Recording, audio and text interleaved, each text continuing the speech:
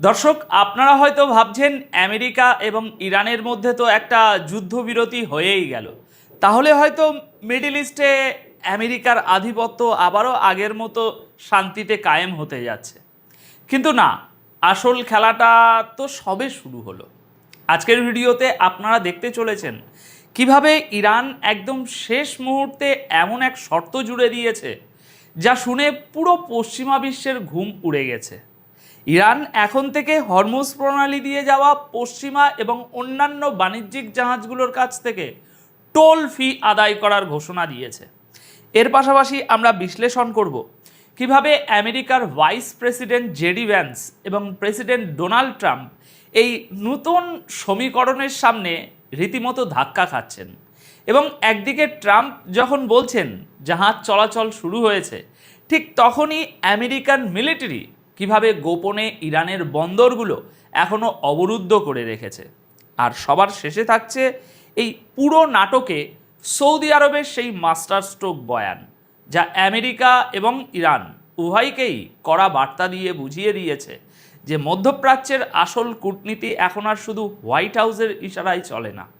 চলুন শুরু করা যাক আজকের এই বিশেষ প্রতিবেদন।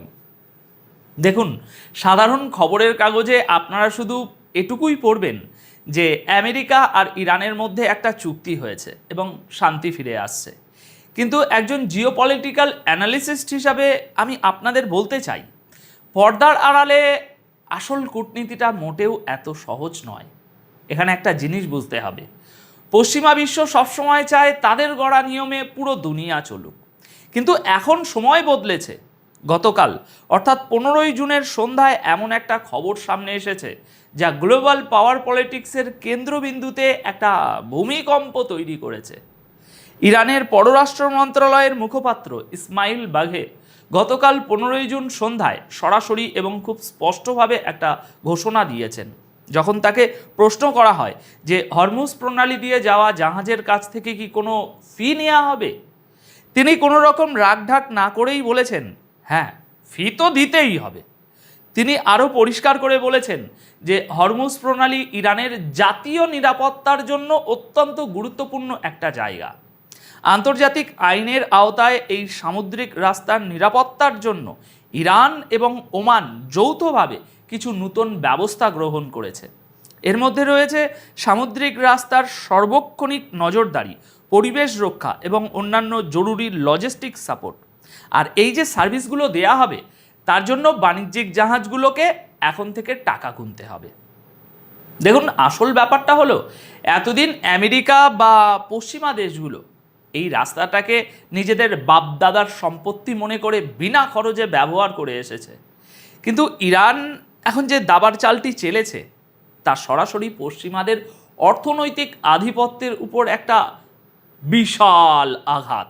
কয়েক মাসের চরম উত্তেজনা আর সংঘাতের পর আমেরিকা হয়তো ভেবেছিল তারা একটা চুক্তি করে ইরানকে আটকে ফেলেছে, কিন্তু ইরান এই চুক্তির একদম শেষ মুহূর্তে এই টোল আদায়ের শর্তটি জুড়ে দিয়ে পুরো পশ্চিমা বিশ্বকে বোকা বানিয়ে দিয়েছে। এর সোজা অর্থ হলো, হরমুজ প্রণালী দিয়ে পার হওয়া গালফ দেশগুলোর তেল, গ্যাস বা অন্যান্য সামগ্রীর পরিবহন খরচ এখন বহুগুণ বেড়ে যাবে।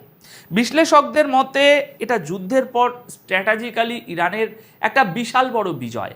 এতদিন যে জাহাজগুলো আরামসে এই রাস্তা দিয়ে পার হয়ে যেত, এখন তাদের ইরানের সার্ভিসের উপর নির্ভর করতে হবে এবং টাকা দিতে হবে।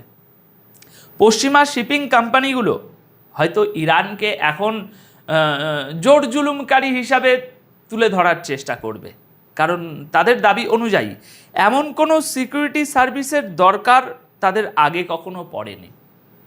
কিন্তু বাস্তবতা হলো, গ্লোবাল সাউথ বা নন ওয়েস্টার্ন দেশগুলো এখন নিজেদের ভৌগোলিক শক্তির সঠিক ব্যবহার একদম কড়ায় গণ্ডায় বুঝে গেছে।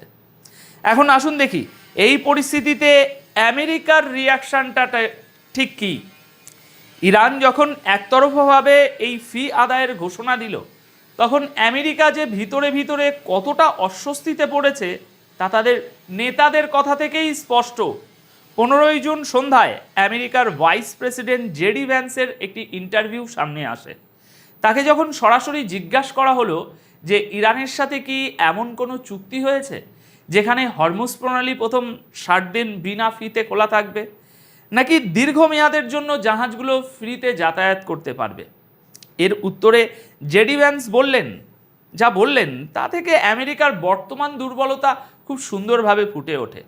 তিনি বললেন যে আমেরিকা আশা করে হরমুজ প্রণালী দীর্ঘ সময়ের জন্য বিনা টোলেই খোলা থাকবে। তিনি আরও যোগ করলেন যে এই বিষয়ে এখনও কোনো চূড়ান্ত সিদ্ধান্ত হয়নি এবং আগামী দিনের আলোচনাগুলোতে এসব টেকনিক্যাল বিষয়গুলো ঠিক করা হবে।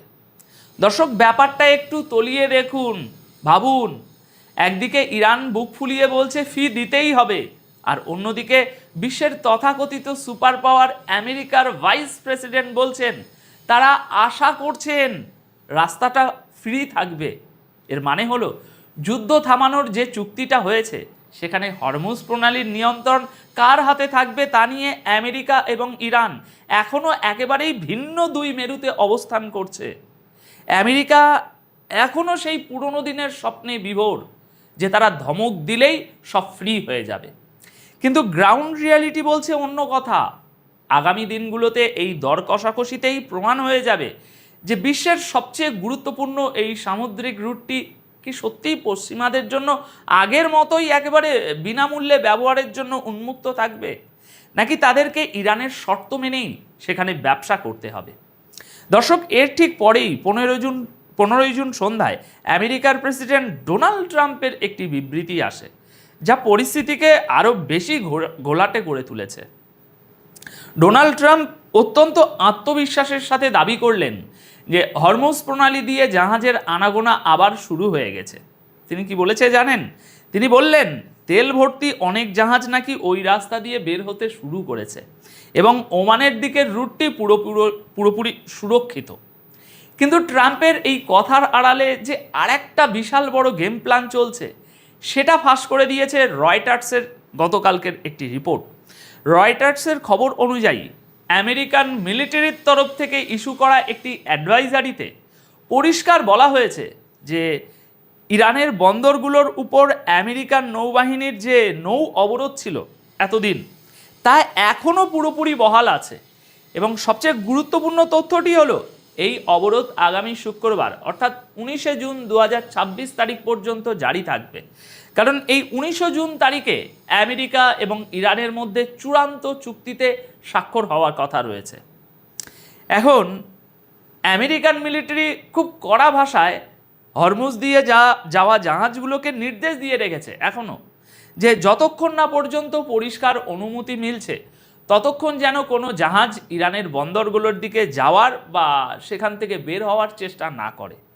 অর্থাৎ দর্শক, এখানে আমেরিকার দ্বিমুখী নীতিটা খুব পরিষ্কার। কেন?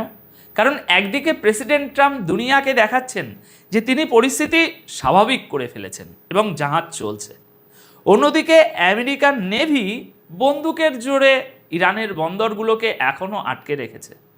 আরব দেশগুলোর জাহাজ হয়তো যাতায়াত করছে, কিন্তু ইরানের উপর আমেরিকার এই দাদাগিরি এখনও চলছে। শুধু তাই নয়, সামুদ্রিক নিরাপত্তার সাথে জড়িত বিশেষজ্ঞরা জানাচ্ছেন যে হরমুজ প্রণালীকে আগের অবস্থায় ফিরিয়ে আনতে এখনও কয়েক সপ্তাহ সময় লাগবে। কেন? কারণ সমুদ্রে যে মাইন বা ওই বিস্ফোরক বিছানো হয়েছিল সেগুলো পরিষ্কার করতেই 40 থেকে 50 দিন সময় লেগে যেতে পারে। আর এই কারণেই বড় বড় শিপিং কোম্পানি এবং ইন্স্যুরেন্স কোম্পানিগুলো এখনও তাদের জাহাজ এই রুটে পাঠাতে ভয় পাচ্ছে, প্রচণ্ড ভয় পাচ্ছে।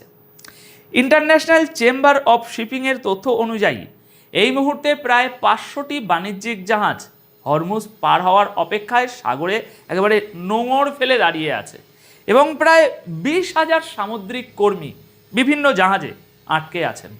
অর্থাৎ কাগজে কলমে হয়তো যুদ্ধ থামার একটা আওয়াজ পাওয়া যাচ্ছে, কিন্তু বাস্তবে আগামী শুক্রবার 19 জুন চূড়ান্ত স্বাক্ষর না হওয়া পর্যন্ত এই স্নায়ুযুদ্ধ থামার কোনো লক্ষণ নেই। আচ্ছা, এবার আসা যাক এই পুরো এপিসোডে আরব বিশ্বের ভূমিকায়, বিশেষ করে সৌদি আরবের অবস্থানে। আমেরিকা ও ইরানের এই চুক্তির পর সৌদি আরব যে বিবৃতি দিয়েছে তার ভিতরে লুকিয়ে আছে জিওপলিটিক্সের আরেকটা বড় মাস্টার ক্লাস। সৌদি আরবের পররাষ্ট্র মন্ত্রণালয় এই 60 দিনের যুদ্ধবিরতি এবং শান্তি আলোচনার উদ্যোগকে স্বাগত জানিয়েছে, ঠিকই গতকাল জানিয়েছিলাম, কিন্তু এর সাথে তারা এমন কিছু কথা বলেছে যা পশ্চিমাদের জন্য একটা প্রচ্ছন্ন সতর্ক বার্তা। সৌদি আরব তাদের বিবৃতিতে পরিষ্কার করে বলেছে যে এই চুক্তিকে যদি দীর্ঘমেয়াদে টিকিয়ে রাখতে হয় তবে পুরো মধ্যপ্রাচ্য অঞ্চলের নিরাপত্তার দিকটা সবার আগে খেয়াল রাখতে হবে। প্রতিটি দেশের সার্বভৌমত্বের সম্মান করতে হবে এবং কোনো দেশ যেন অন্য দেশের অভ্যন্তরীণ বিষয়ে হস্তক্ষেপ না করে সেটা দেখতে হবে। দর্শক, এই কথাগুলোর আসল অর্থটা কি জানেন? সৌদি আরব আসলে এখানে কাউকেই ছাড় দেয়নি। তারা আমেরিকাকে বুঝিয়ে দিয়েছে যে মধ্যপ্রাচ্যের মাটিতে আমেরিকার ইচ্ছে মতো অন্য দেশের অভ্যন্তরীণ বিষয়ে নাক গলানো বা সামরিক ঘাঁটি ব্যবহার করে আঞ্চলিক ভারসাম্য নষ্ট করার যে পুরনো পলিসি, সেটা আর মেনে নেওয়া হবে না এই যুদ্ধের পর। অন্যদিকে হরমুজ প্রণালীতে জাহাজের অবাধ যাতায়াত যে তাদের অর্থনীতির জন্য কতটা জরুরি সেটাও তারা পরোক্ষভাবে মনে করিয়ে দিয়েছে। সৌদি আরব খুব চালাকির সাথে এটা স্পষ্ট করে দিয়েছে যে শুধু আমেরিকা আর ইরানের স্বার্থ রক্ষা করলেই চলবে না চুক্তিতে, বরং এই চুক্তিতে পুরো মিডল ইস্টের দেশগুলোর স্বার্থ সমানভাবে নিশ্চিত করতে হবে। এখানে কারো একক আধিপত্য চলবে না। দর্শক, গ্লোবাল পলিটিক্সে এখন আর কেউ অন্ধভাবে আমেরিকার পক্ষে বা বিপক্ষে যায় না, সবাই নিজের দেশের স্বার্থটাকে আগে দেখছে। আজকের এই পুরো বিশ্লেষণ থেকে একটা বিষয় একদম জলের মতো পরিষ্কার, যে পশ্চিমা বিশ্ব এতদিন মিডল ইস্টকে যেভাবে নিয়ন্ত্রণ করে আসছিল সেই দিন শেষ হয়ে আসছে না, হয়ে গেছে।